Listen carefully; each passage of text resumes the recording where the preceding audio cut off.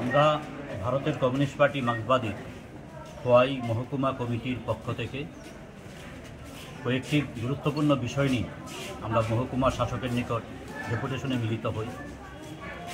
মহকুমা শাসকের অনুপস্থিতিতে ভারপ্রাপ্ত মহকুমা শাসক আমাদের ডেপুটেশন গ্রহণ করেন।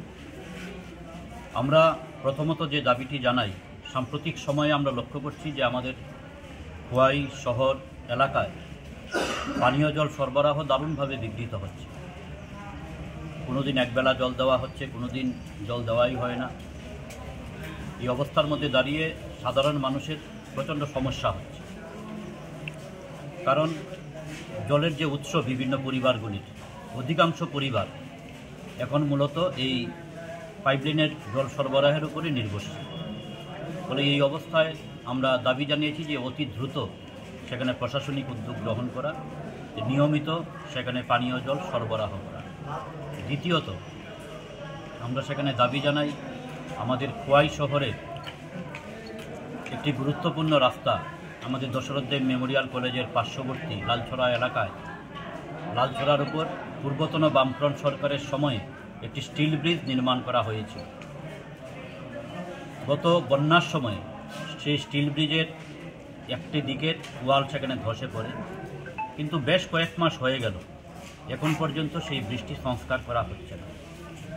অবিলম্বে সেই বৃষ্টি সংস্কার করে পুনরায় চালু করবার জন্য, কারণ সিঙ্গিছড়া, দুর্গানগর ইত্যাদি এলাকার একটা বিরাট সংখ্যক মানুষ প্রতিনিয়ত এই রাস্তাটি ব্যবহার করে। এইরকম একটি গুরুত্বপূর্ণ রাস্তা সেখানে অতি দ্রুত চালু করবার জন্য স্টিল বৃষ্টি সংস্কার করার আমরা দাবি জানাই। তৃতীয়ত, এই সময়ের মধ্যে আমরা লক্ষ্য করছি সেখানে চুরির প্রবণতা মারাত্মকভাবে বাড়ছে।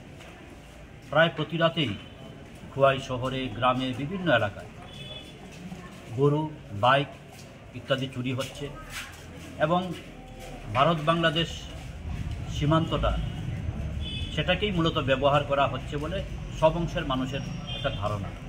ফলে আমরা দাবি জানিয়েছি যে ভারত বাংলাদেশ সীমান্তে আরও বেশি নজরদারি বাড়ানো প্রয়োজন, এবং সেই সঙ্গে শুধুমাত্র ভারত বাংলাদেশ সীমান্তেই না, স্থানীয়ভাবেও আমরা লক্ষ্য করছি যে এই সময়ের ভিতরে দিনের বেলা পর্যন্ত বিভিন্ন বাড়ি করে চুরি হচ্ছে। মানুষ প্রচণ্ড নিরাপত্তাহীনতায় তাদের সম্পদকে রক্ষা করবার জন্যে সেখানে নিরাপত্তাহীনতায় ভুগছেন।